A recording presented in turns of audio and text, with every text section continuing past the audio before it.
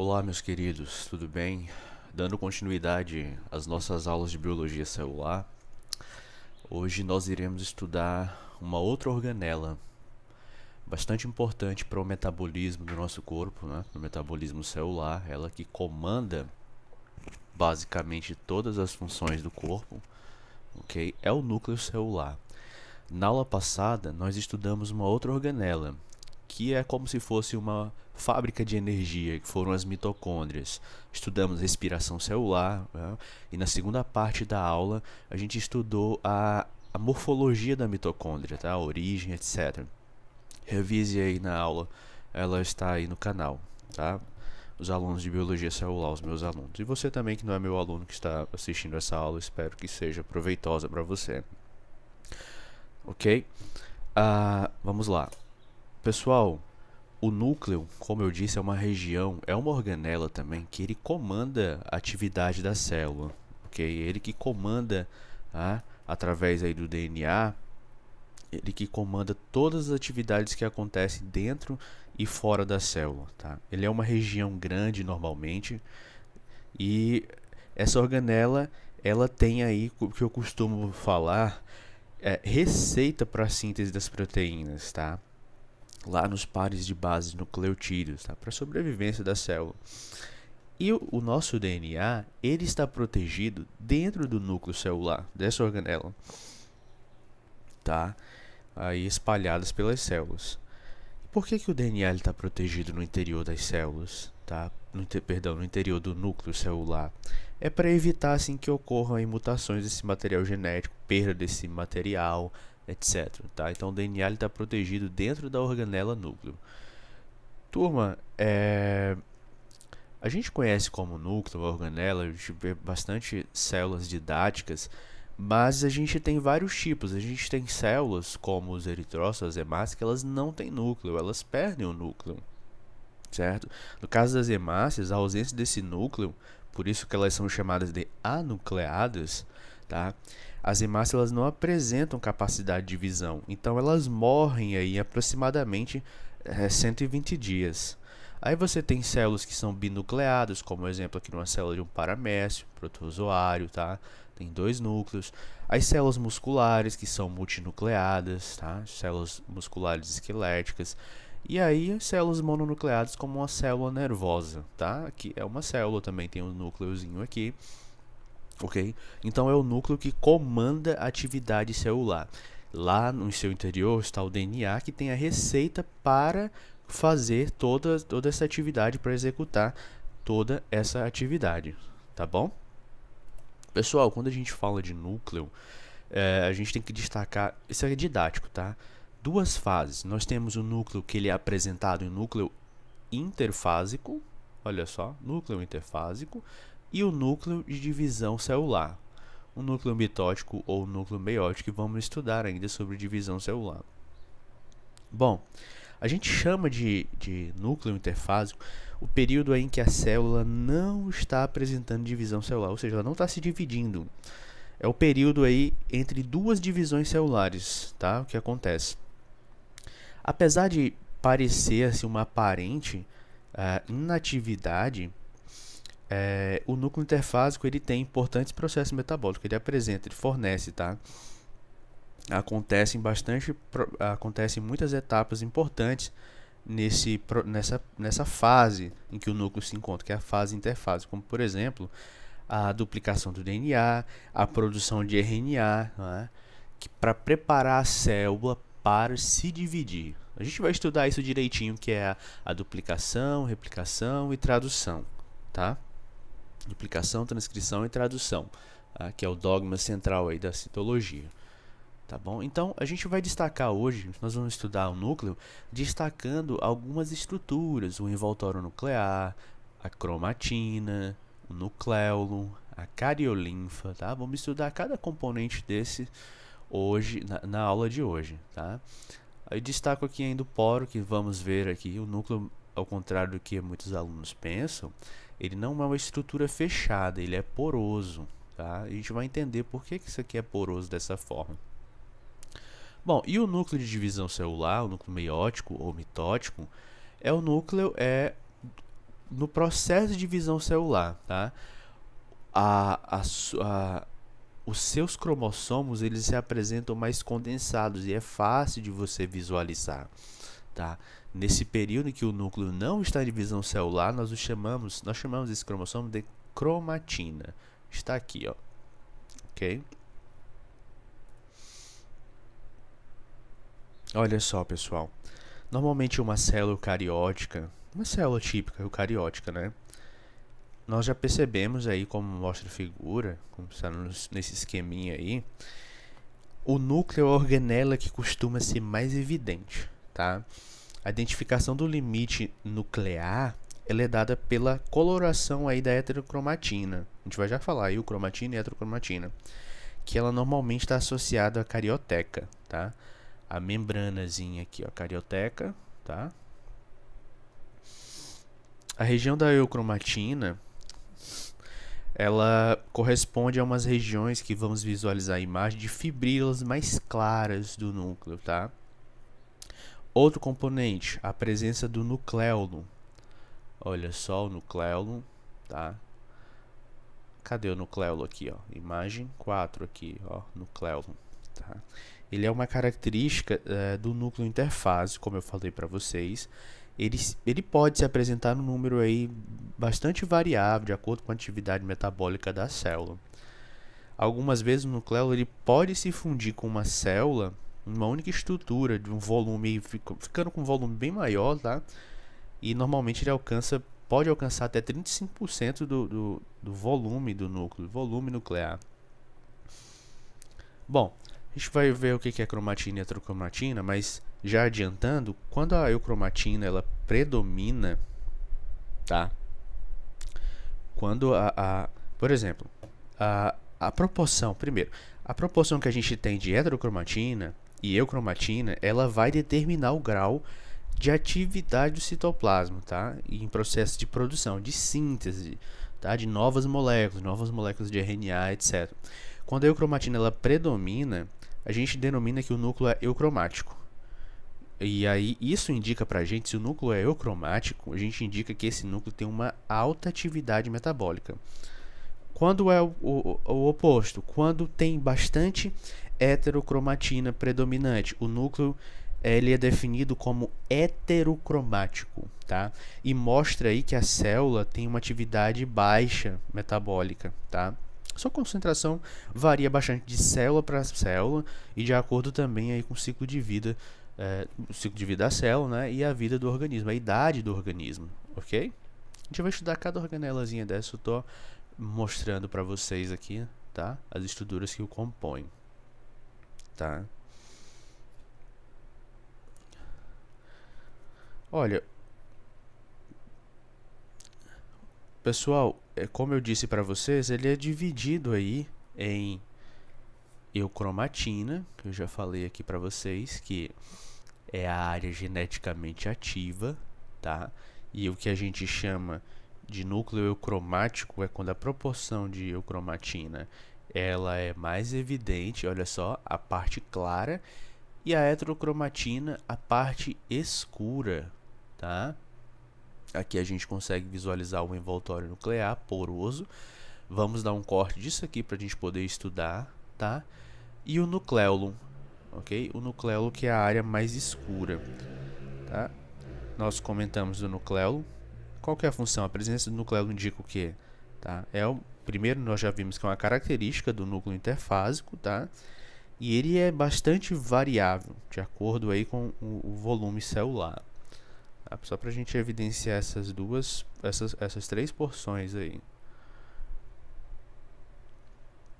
Turma, aqui a gente tem uma micrografia eletrônica, tá? Mostrando, enfatizando aqui o núcleo. A gente tem um retículo plasmático rugoso aqui ao redor. Olha só, essas áreas claras são a eucromatina, essas áreas escuras são a heterocromatina, aqui são nucleolos, tá? O núcleo é uma organela típica dos eucariotos, tá? Ele é delimitado por essa dupla membrana que é a carioteca, por um duplo envoltório, né? Carioteca ou membrana nuclear. Olha, uma coisa bem interessante, de onde que vem A carioteca, ela é resultante das cisternas do retículo endoplasmático rugoso, ok? Ela é resultante disso aqui. É um processo que eu posso abordar em aulas posteriores de como que isso acontece, tá? Ela envolve o material genético da célula, preserva os cromossomos aí associados no retículo endoplasmático rugoso, não tem ribossomos? Pois é, isso vai ser preservado, tá? Na superfície para a parte interna da carioteca, que será a carioteca, tá? Os complexos que nós vamos ver, que nós chamamos isso aqui de complexos, essas setinhas estão apontando isso aqui, ó, os poros, tá? Ó, tem uma setinha aqui, tá? Ó, setinhas, ó, seta, apontando para os poros, tá? Nós chamamos de complexo poro. Isso é sintetizado pelo... Isso o quê? Os poros são sintetizados pelo retículo endoplasmático rugoso, tá? Em sua porção que nós denominamos de lamelas anulares ou anelares, tá? É bem abundante em células embrionárias e, por coincidência, também em células tumorais também, tá? E células que apresentam uma alta taxa de divisão celular. Aí eu perguntaria, ou se alguém tiver alguma dúvida, e quanto ao número de poros, professor? É um número fixo? É um número grande em relação aqui, né? Tem que comparar. Mas, bem, de maneira geral, o número de poros nucleares, tá? Ele é proporcional aí à necessidade do trânsito, tá? Entre o citoplasma e o núcleo celular, tá? Ele vai variar também no ciclo de vida da célula, ok? Travou aqui. Bom. Nós acabamos de comentar, né, na imagem, só que eu coloquei um texto aí para vocês. Então, nós vimos aí que a carioteca, ou envoltório nuclear, ou membrana nuclear, tá? Ela é rodeada por poros, que é o complexo poro, e ela é resultante do retículo endoplasmático rugoso, tá? O número de poros nucleares nós vimos que é proporcional, tá aqui, né? O número a atividade da célula pode variar durante o ciclo de vida da célula, tá bom? Olha só, nessa imagem aqui nós temos um zoom, fizemos aqui uma aproximação, tá? Desse poro. Os poros, eles são complexos de proteínas, ok? Ó, se você perceber aqui, esse porinho, ele tem uma entrada, claro, né? Essa aqui é a porta de entrada e de saída do núcleo para a célula, do núcleo para o citoplasma, do citoplasma para o núcleo. Então, essa aberturazinha é por onde passam as moléculas. Não é fechado, tá? Tem uma membranazinha aqui. Os poros nucleares, eles são complexos de proteínas, tá? Presentes aí no envoltório nuclear, ou na carioteca, como eu já disse para vocês. Qual que é a função e característica dos poros nucleares? Tá? Vamos lá? Pessoal, eles estão aí uniformemente espaçados, tá? Eles têm um espaçamento uniforme no envoltório nuclear.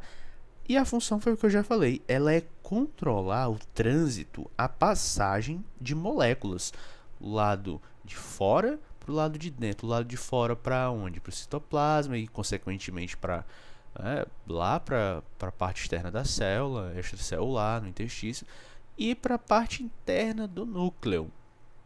Eu chamo aqui um destaque para a área clara, que é o que, turma? Isso aqui seria a eucromatina, e aqui essa cromatina escura seria a heterocromatina, tá? Que nada mais é do que o DNA, turma, e nada mais é do que o cromossomo, só que isso aqui é um núcleo interfásico, tá? Então o DNA não está condensado.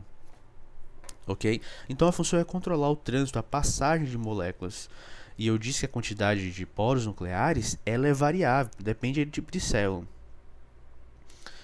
Esses poros, eles são compostos aí por um complexo de monômeros, ok?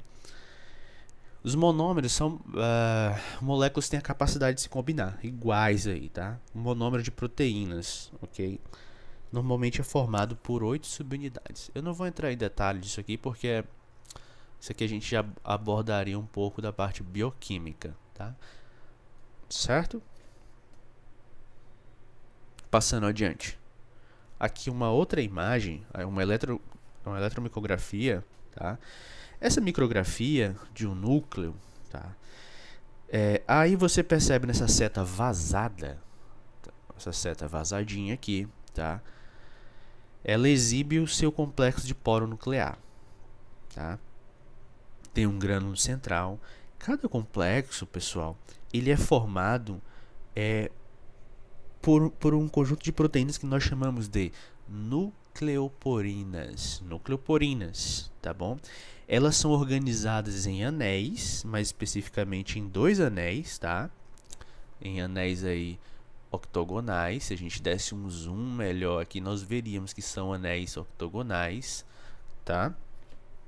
E o que acontece? E é encaixada na abertura desse poro, tá? Bom, de cada um desses conjuntos que a gente consegue visualizar de proteínas, é projetado a proteína fibrilar, que aqui, tá? Essas proteínas fibrilares a gente consegue visualizar aqui em Fzinho, ó. A gente está dando um zoom aqui na imagem. Eu não fiz um esquema didático, só peguei uma micrografia mesmo, pessoal, mas espero que você esteja conseguindo visualizar.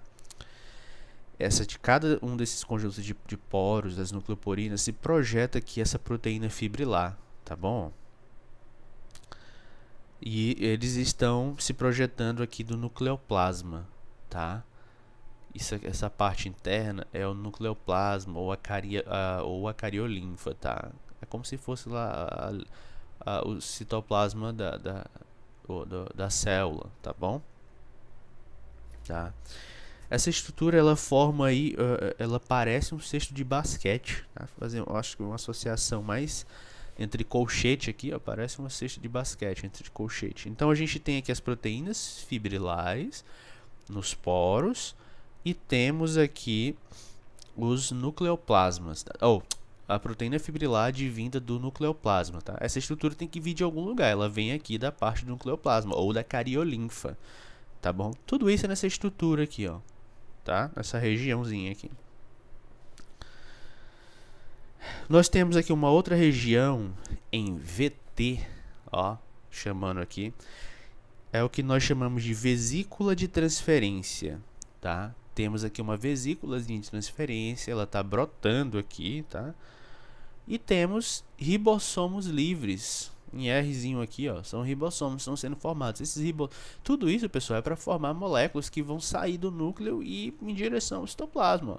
Temos aqui uma vesícula de transferência que darão origem a ribossomos livres, tá bom? Bom, e nós temos aqui uma outra estrutura que eu destaco para uma lâmina nuclear. Ela não é dupla, tá aqui, ó, lâmina nuclear, tá? Aqui a gente percebe uma heterocromatina periférica, está associada aí ao carioplasma. Aqui abaixo esse Mzinho é de mitocôndria, esse aqui é uma mitocôndria, outra mitocôndria, tá? Esse CP aqui é de citoplasma, tá? Ok? Isso aí foi pra gente poder dar uma analisada na micrografia. Às vezes a gente fica muito atento a texto, e a gente bota uma micrografia eletrônica pra gente poder enxergar as estruturas. Não sei o que é nada. Então é legal treinar também, ensinar um pouquinho vocês a interpretar uma micrografia eletrônica, a visualizar o que a gente tem de organela, tá? Então aqui a gente tem um corte de um póron, ó, a gente tem, vou voltar aqui um pouquinho, tá vendo isso aqui, ó? A gente pegou isso aqui, destacou aqui, a gente estudou o que era principal e aqui a gente está visualizando um pouquinho mais distante, tá bom? Legal, não é, turma? Bom, lembra, aqui tem a cariolinfa, isso aqui é a cariolinfa, tá? Ou nucleoplasma. A cariolinfa ou nucleoplasma, olha só no esqueminha didático, olha só aqueles porozinhos aqui também, tá? O que é isso aqui ao redor? Isso aqui é o retículo plasmático rugoso, ou também chamado de ergastoplasma. Perdão, turma. Pessoal, a cariolinfa, ou nucleoplasma, ou hialoplasma celular, ou suco nuclear, tem vários nomes, vários sinônimos. Você pode escolher aí qual que você acha melhor. Eu prefiro chamar de nucleoplasma, tá? Mas a maior parte dos autores chamam de cariolinfa. Ok, tudo bem. Ela é uma massa incolor que ela é constituída principalmente de água, proteínas e outras substâncias, íons, etc. também, sim, também. Que faz com que esse nucleoplasma ele seja bem parecido lá com o hialoplasma da célula, sabe? O citosol ou citogel, dependendo da atividade, lembra? Eu falei isso numa aula presencial, né? Assim começamos essas aulas remotas. Mas eu falei em sala de aula, lembra lá pode ser o citosol ou o citogel, né? Tá bom? Ela é bem similar ao hieloplasma. A função da cariolinfa do nucleoplasma, ela é preencher o núcleo celular. Aqui é cheio de filamentos, tá? Cheio de filamentos de cromatina. Isso aqui é uma cromatinazinha. Que é o cromossomo, pessoal, que é o DNA. A fita de DNA é isso aqui, ó, esses filamentozinhos. E o nucleolo, tá bom? Que nós vimos aqui o que é. Tá? É aqui que ocorrem todas as reações de formação de moléculas. Eu tive que pausar aqui, turma, porque a gatinha subiu em cima na frente do computador. Eu não estava enxergando aqui. Bom, voltando. Tá? Então, é o local onde ocorrem aí as reações, tá bom? As reações para produzir novas moléculas, tá? A composição química é bastante variada. Uma das reações que ocorre, a gente está falando de reação, mas é a duplicação do DNA e a síntese de RNA, que acontece aqui no nucleoplasma, ou na cariolinfa. Tá bom? Aí tem várias enzimas importantes, várias proteínas, como DNA polimerase, RNA polimerase, tá? Que participam do processo de transcrição, de replicação do DNA, que nós vamos ver também lá em duplicação, transcrição e tradução celular. Certo, turma? Vamos passando. Bom, vamos falar da cromatina. Aqui nessa imagem, bem legal essa imagem, porque isso aqui é uma célula, aqui é o núcleo da célula, e aqui são os cromossomos em divisão celular. Perdão, turma, só um instante. Interferências aqui, pessoal. Aqui é o núcleo com os cromossomos, tá? Em divisão celular. Olha só, você tem um cromossomo que ele é mais condensado durante a divisão celular. Aquela cromatina que nós vimos aqui, ó, tá vendo isso aqui? Essa cromatina, esses fiozinhos aqui, parecem uns fiozinhos de cabelo aqui na imagem, não é? Tá aqui. É isso aqui condensado, tá? Isso é a cromatina, que na verdade aqui nós chamamos de cromossomo, tá? E aí a gente vai desembaraçar isso. Quando a gente puxa, nós vimos que é um fio, uma fita. Tem umas proteínas associadas, são as histonas, vamos já ver a função dessas histonas. E aí a gente chega no nosso modelo de dupla hélice. Desembaraçando mais um pouquinho, chegamos ao modelo de dupla hélice. Desembaraçando mais um pouquinho, chegamos às nossas bases nitrogenadas, né, o nosso nucleotídeo. Desembaraçando mais um pouquinho, nós temos os nossos genes, que os genezinhos são os genezinhos, olha a intimidade. São porções aqui de bases de nucleotídeo, tá? De base nitrogenada, de nucleotídeos, ok? Então, esse cromossomozinho tá aqui, tá? A cromatina, a etimologia da palavra significa cor, tá? Cromatos, cor. Ela é basicamente um conjunto de fios aí, como você pode visualizar, e cada um deles é formado por uma molécula longa de DNA, ó, como você pode associar, você pode visualizar, tá? Associados a moléculas histonas, como eu disse para vocês. Esses fios, claro, mais uma vez, são os cromossomos, tá? Quando se observa aí os núcleos corados ao microscópio óptico, que não vejo a hora de fazermos essa prática em laboratório, tá? É bem legal, a gente nota a presença da cromatina, que umas áreas se coram mais intensamente do que as outras, tá? Isso já foi observado há muito tempo por citologistas, muito tempo. Que eles acertadamente na época, eles disseram, olha, essas porções aqui elas correspondem aos cromossomos, tá? Que elas são mais condensados do que os outros, então as porçõezinhas mais escuras. E dentro dessas porções mais escuras você ainda encontra uma porçãozinha mais escura e mais clara, que é a eucromatina e a heterocromatina, tá bom? Olha só, deixa eu ver se o próximo slide aqui é uma histona. Bom, aqui nós temos um esqueminha das histonas, legal, não é? Olha só, a gente vai dar essas histonas, ó, elas estão aqui, tá? A histona, ela é um tipo de proteína que é encontrada nos cromossomos, como vocês podem observar. Elas se ligam aí ao DNA, tá? Para dar forma aos cromossomos, para dar essa forma, e elas controlam. Uma outra função importante, elas controlam a atividade dos genes. Elas também participam dessa atividade. Nós vamos ver como que isso acontece também na aula de transcrição e duplicação. Elas são estruturas basicamente de organismos eucariontes, tá?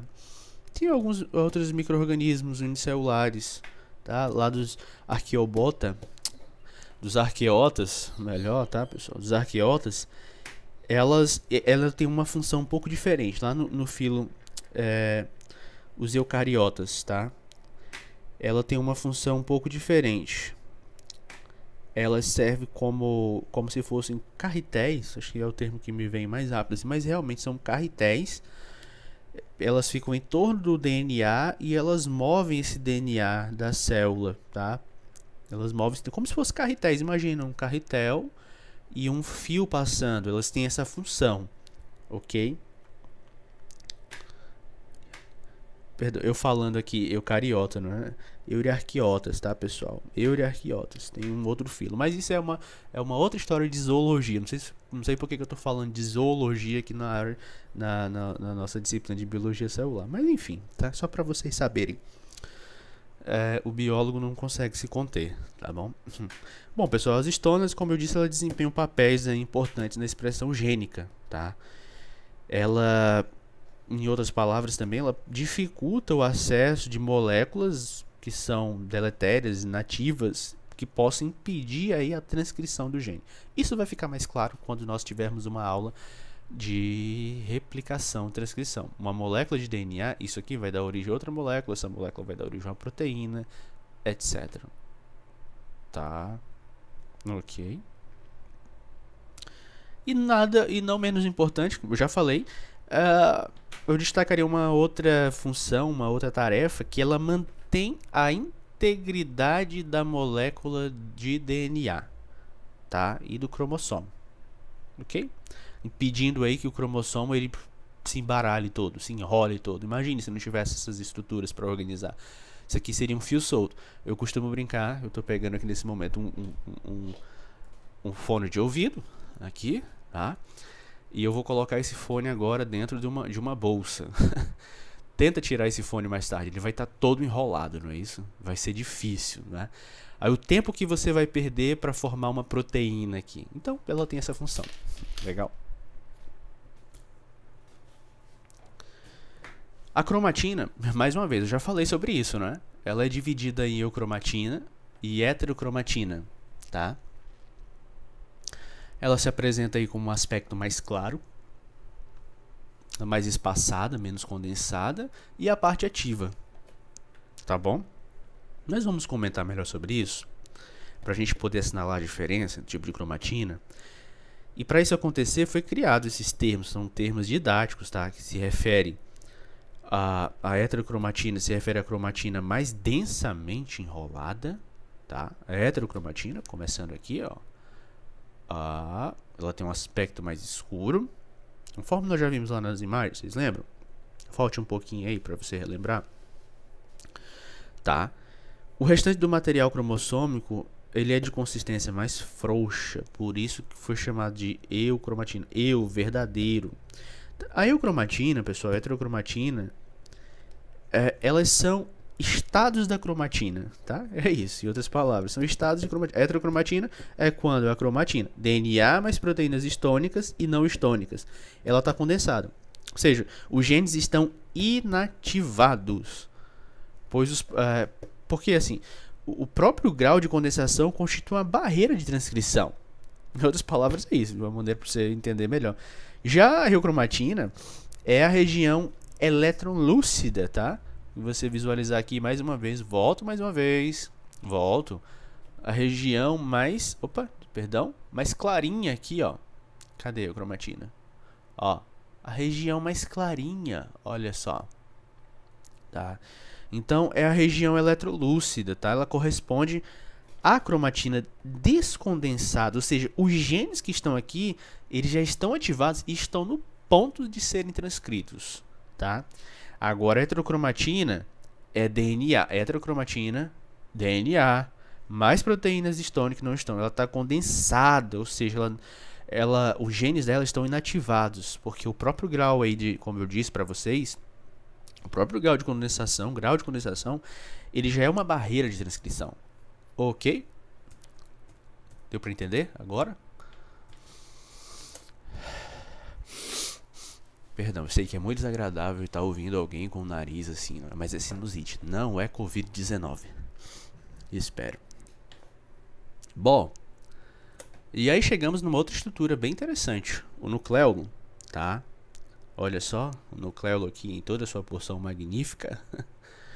Bom, pessoal, o nucleolo é a região que ela pode ser vista, que essa região pode ser visualizada no interior do núcleo, possui normalmente esse formato arredondado. Lá na micrografia eletrônica também que nós vimos, lembra lá um pouquinho mais atrás, nós vimos também o nucleolo, tá? O nucleolo é formado aí principalmente e essencialmente por RNA ribossomal e proteínas, tá? Esse RNA ele é sintetizado a partir de instruções lá do DNA, ok?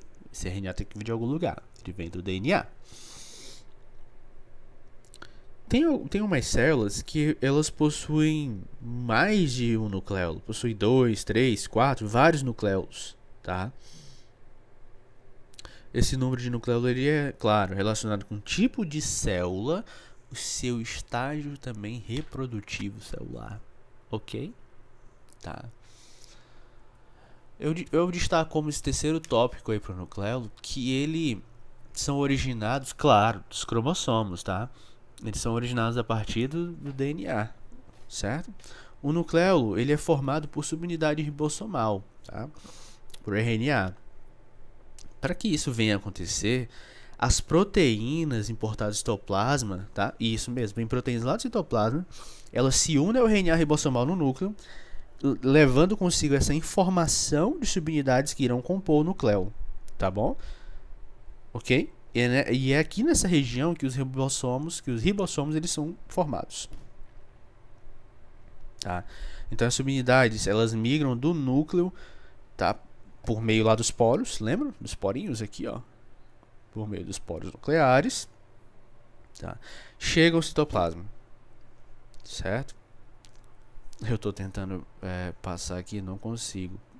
Estou tendo uma dificuldade aqui em ter acesso ao meu próprio computador. Tudo bem.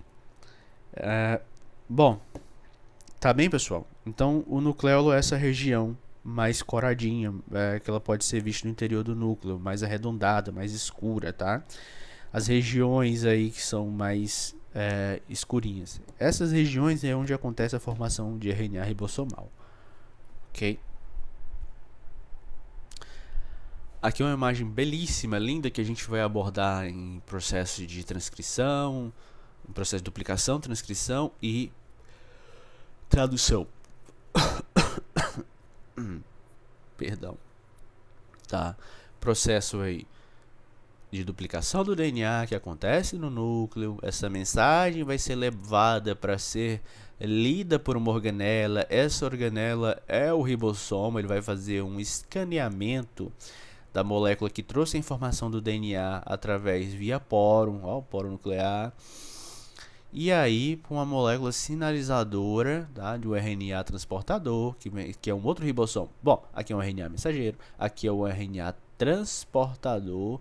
E é esse RNA que vai trazer a sequência de nucleotídeos anticódon para ser formada uma outra proteína. Não se preocupe que essa imagem eu vou destacar ponto a ponto nas nossas aulas de transcrição, tradução, duplicação.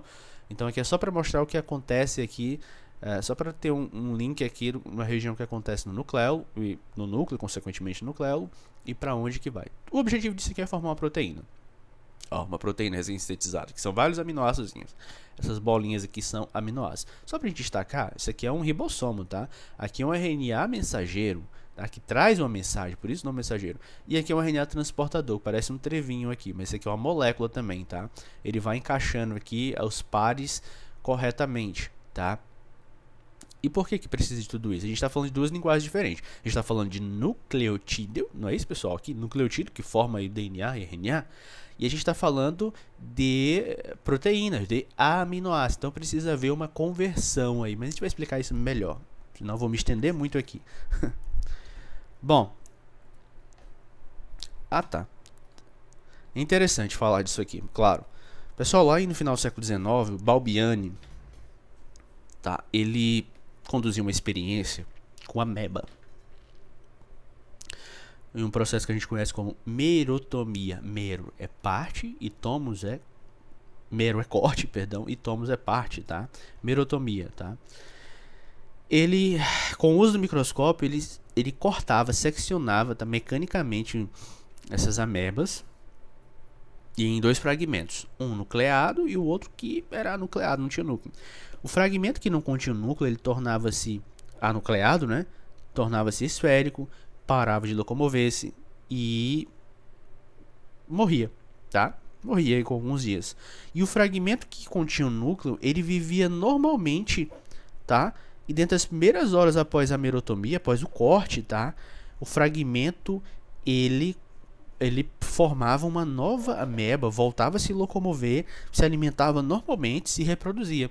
Mostrando aí, ou seja, o núcleo ele tem uma atividade autossintética, tá? Tá? Ok? Mostrando que essa... Ó, tá, eu falando aqui não apontando. Então tá aqui, o que acontecia? Ele cortava essa região, o fragmento nucleado tinha atividade, se reproduzia normalmente, se alimentava, e a outra parte lisava, não tinha mais atividade nuclear, não formava mais proteínas, tá? Ok? Então, mostrando que o núcleo realmente é o que comanda aqui a atividade celular, tá bom?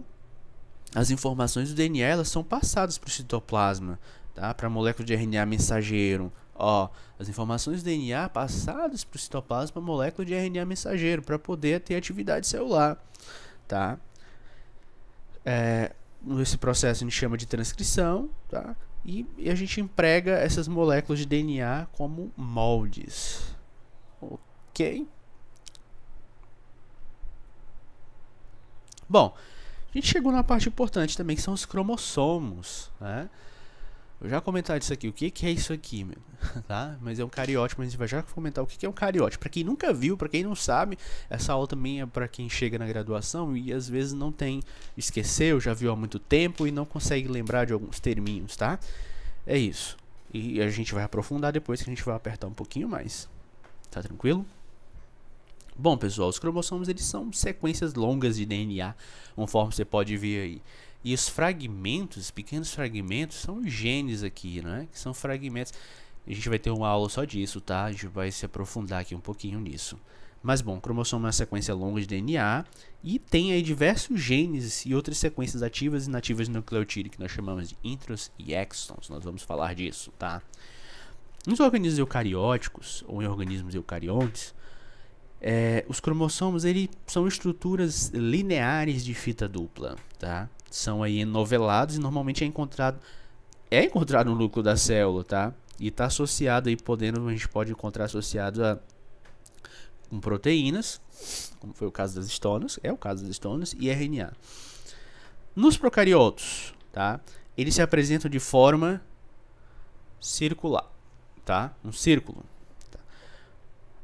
Pode também ter linear? Também pode, tá?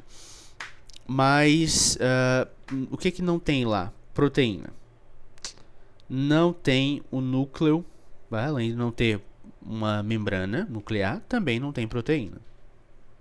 A molécula de DNA, turma, que forma o cromossomo, para se enquadrar dentro do núcleo, elas se unem a uma região, ao nucleossomo, tá? É uma estrutura formada por 8 unidades de uma proteína chamada, que você já conhece, histona. Cada 8 unidades, tá? Aí nós chamamos de cadeia DNA nucleossomo. Cadeia DNA nucleossomo constitui a cromatina, que é o arcabouço dos cromossomos. Certo, turma? E aí, durante o processo de divisão celular, à medida que os cromossomos se tornam mais... Olha só o cromossomo. Esse cromossomo se torna mais evidente, mais visíveis, eles apresentam dois filamentos que nós chamamos de cromátides, tá? Que são ligados por uma constricção, que nós vamos ver mais à frente, aqui nessa aula, né? Pelo centrômero, uma regiãozinha que fica aqui no meio, vamos ver aqui, ó, pelo centrômero, tá? Para formar aí as cromátides irmãs, tá? Que aí no final divisão celular, essas cromátides se separam. Tá? Então a gente tem aqui uma micrografia do cromossomo mitótico. E a gente puxa aqui essa fita, conforme eu já falei para vocês. Olha o que acontece, ó. Ó o que acontece, as histonas organizando aqui. E ao redor dessas histonas aí, o que tem? Uma molécula de DNA. O que é o nucleossomo? Dá um tempo aí para você pensar, que eu acabei de falar. O que é o nucleossomo? O nucleossomo são as histonas mais a fita de DNA, certo? Legal essa imagem, né? Aí a gente chama de cadeia DNA nucleossomo, que é a cromatina, tá?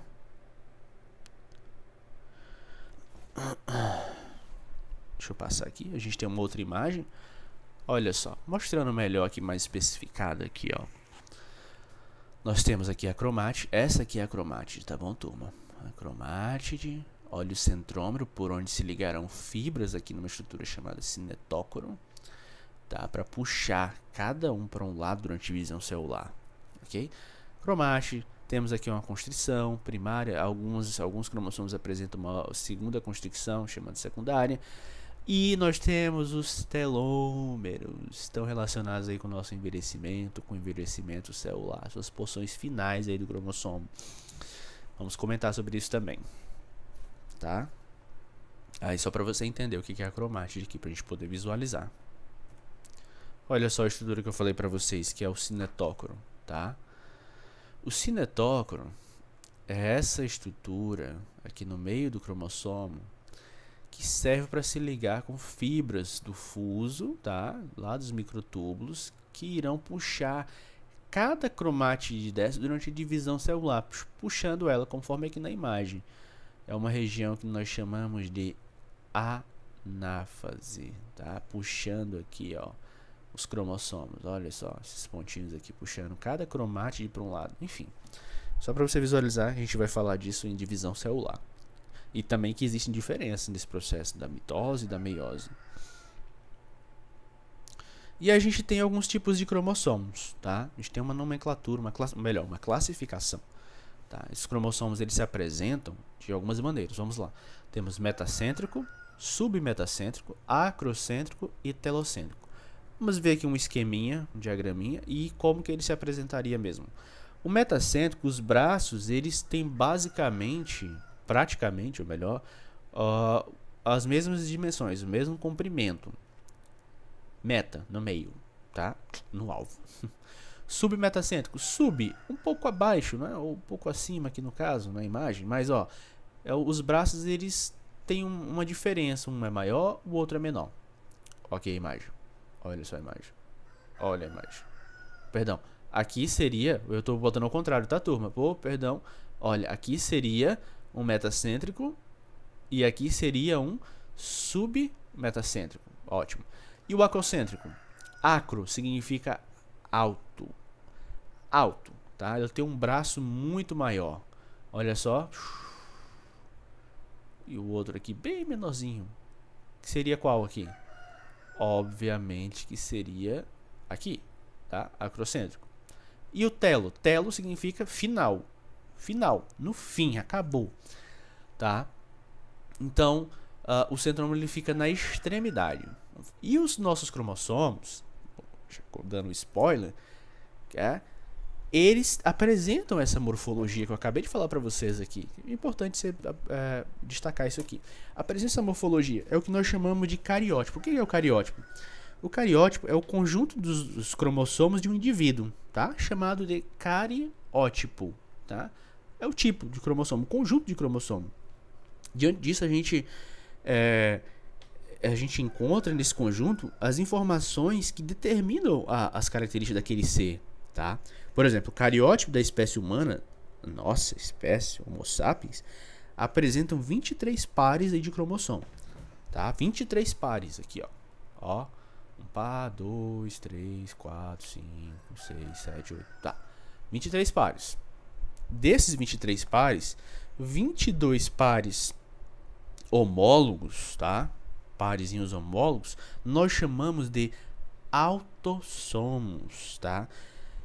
não está relacionado com determinação do sexo, ou seja, masculino e feminino, tá? E um par de cromossomo sexual, tá? Pode ser aqui masculino e feminino. Nós temos aqui o cariótipo aqui ao lado, ó, primeiro par, segundo par, terceiro par, quarto par. O que é isso aqui, essa estruturazinha do lado? Isso aqui são as bandas para a gente visualizar os genes aqui, tá? Ó, foi feito já um bandeamento aqui, tá? E se você perceber, por exemplo, ó, esse cromossomo 1, chama a atenção, ele é o que? Ele é metacêntrico, acrocêntrico, telocêntrico. Pensa aí um pouquinho, eu volto para a gente poder visualizar. Ele é metacêntrico, ó. Por exemplo, pensa aí um pouquinho, esse cromossomo 13, ele é acrocêntrico, telocêntrico, submetacêntrico, ele é, ó, cromossomo 13 aqui, ele é acrocêntrico, tá?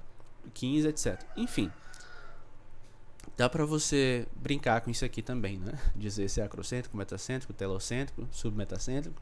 Você só precisa conhecer isso. Bom, pessoal, o cariótipo, como eu disse, é o conjunto de cromossomos aí do indivíduo, tá? Nossa espécie são 23 pares, ou seja, 46 cromossomos. No homem 46XY e na mulher 46XX. Podem haver mutações a nível estrutural, a nível cromossômico que faça com que seja alterado, e a gente pode falar dessas síndromes como síndrome de Turner, síndrome de Down, síndrome de Klinefelter, etc. Tá? Enfim, o que eu acabei de falar aqui, tá? Os cromossomos homólogos, eles são idênticos, tá? Eles apresentam aí o mesmo tamanho, posição do centrômero, por exemplo. Ó, é importante destacar que cada cromossomo presente em um par de cromossomos homólogos, eles possuem genes que controlam a mesma característica, a mesma. Agora, os cromossomos sexuais, eles são designados pela letra X e Y. Nós vamos ver por que apresenta essa diferença, tá? Tá.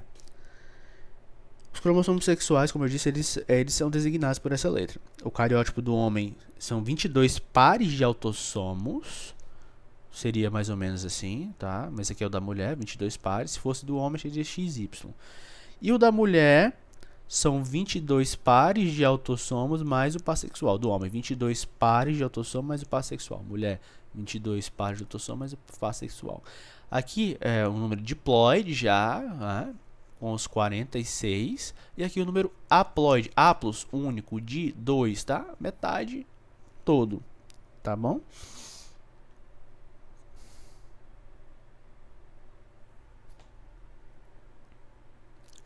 Vou chamar mais uma vez a atenção para essa imagem, à direita, de um cariótipo humano masculino, tá? E você percebe, observando a diferença mais uma vez, né? O primeiro pai, que é metacêntrico, submetacêntrico, do 2 ao 12, ó. 2 ao 12, submetacêntrico, tá? Só pra gente ter uma ideia aí. Os acrocêntricos, 13, tá? Tudo aqui é acrocêntrico, enfim, tá? E aí a gente tem os cromossomos de cada par, que são homólogos, tá? Mais uma vez. Bom, para a gente determinar as alterações cromossômicas, pessoal, é realizado o que nós chamamos de um exame genético, que é chamado de cariotipagem. Bom, essa análise ela é realizada aí por meio de técnica de bandeamento cromossômico. Isso aqui, ó. Bandeamento, que a gente vai falar sobre isso ainda. É isso aqui, bandeado. Ok?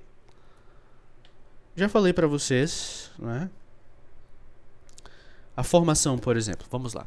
Nós temos cromossomos autossomos, ou somáticos, tá? Soma faz parte do corpo. E os heterocromossomos, tá? São os cromossomos sexuais. Bom, os cromossomos somáticos são comuns a ambos os sexos. Por exemplo, o que tem masculino e feminino, fígado, baço, estômago, os órgãos que são comuns, tá? E aí, nesses cromossomos se localizam genes que são responsáveis pela formação, atividade desses órgãos comuns ao sexo, tá? Isso fica bem claro, tá? Visto que esses órgãos aí tem nos dois sexos, tá? Os sexuais são comuns com a herança sexual, que é comum a características masculinas e características femininas. temos mutações?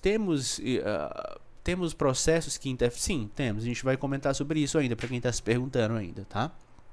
Então, masculino, 22 pares autossomos, XY masculino, 22 feminino, 22 pares autossomos e o XX feminino. Por que isso acontece, pessoal? Por que esse XY? Por que esse XX? É um X que a gente tem lá? Não, é claro, isso é uma representação didática, né? Lógico. Mas o que acontece é que o cromossomo X é enorme, tá? O cromossomo Y masculino X, pequenininho, ó. Pequeno. Aqui a gente tem uma micrografia para mostrar isso, ó. Olha a diferença. Como eu disse, nas células da espécie humana, a gente tem 23 pares de cromossomo. Desses quais 22 pares apresentam diferença entre machos e fêmeas, masculino e feminino, e são chamados de autossomos, auto próprio, corpo, próprio do corpo, tá? Os dois outros cromossomos, eles são chamados de heterocromossomos, ou cromossomos sexuais. Eles apresentam a diferença, tá? Enquanto a mulher apresenta dois cromossomos sexuais perfeitamente homólogos, XX, não é isso? Tá. Os homens, eles têm um cromossomo X, que não é totalmente o cromossomo homólogo Y. A gente chama XY aqui, XX, porque na mulher eles são do mesmo tamanho, e no homem é um maior e um menorzinho aqui, ó. Todos os gametas, os ovócitos secundários, depois eu explico por que é ovócito secundário e não óvulo, são formados aí na meiose, divisão celular. Em uma mulher, tá, eles têm um cromossomo X, enquanto o homem pode formar gameta que tem, tá, o espermatozoide, tá, os gametas que apresentam um cromossomo X, hoje tá travando, e o outro cromossomo Y, tá? Essa é uma herança, ou seja, por isso que ela é chamada herança ligada ao sexo, que é a designação da herança genética relacionada a genes presentes na parte não homóloga dos cromossomos sexuais. Perdão, turma. Ok? Deu pra entender? Tranquilo, né? Simples. Mais uma vez, embora eles não sejam totalmente homólogos, os cromossomos X e Y, turma, eles têm quantidades, regiões pequenas homólogas nas pontinhas aqui, ó. Por isso que eu tô chamando a atenção para essa imagem aqui, ó. Eles têm regiões pequenas aqui, ó. Aparentemente, tá? Então, você tem genes aqui de herança parcialmente ligada ao sexo e genes de herança ligada ao sexo, mas, porém, contudo, todavia, no entanto, orações adverbiais adversativas, você tem pequenas regiões homólogas nas pontas, tá? Que aí vai garantir que o indivíduo seja do sexo masculino, o emparelhamento aí dos dois cromossomos e a distribuição normal para as células filhas que foram formadas, tá? O fato de apresentar essa homologia, essa pequena homologia, na herança, ele traz algumas características, tá? Ou seja, os genes ali que estão localizados na região do cromossomo X, que não possui homologia em Y, segue, mais uma vez, tô repetindo o que eu falei, um padrão aí de herança denominada herança ligada ao cromossomo X, ou herança ligada ao sexo. E a herança ligada ao cromossomo Y, tá? Ou herança restrita ao sexo, se refere a genes aí que estão localizados somente no cromossomo Y. Somente mulher, somente homens. Características femininas, características masculinas, tá? Que se refere, masculino, tá? Masculino, somente ao cromossomo Y, que é a herança restrita ao sexo masculino, tá? Esses genes estão localizados aí. Nós chamamos esses genes aqui no sexo masculino de genes holândricos. Holândricos por quê? Holos, do grego, total, e andros, homem. Ok, turma, era isso que eu tinha para falar para vocês até aqui. Espero que vocês tenham gostado da aula. Até logo, nos vemos na próxima aula.